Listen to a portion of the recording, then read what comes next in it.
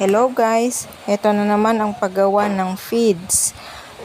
Another ingredients po ito. So, ang una is yung giniling na mais. Tapos, tagbilad kami ng ipil-ipil. O, yan na siya, ginigiling.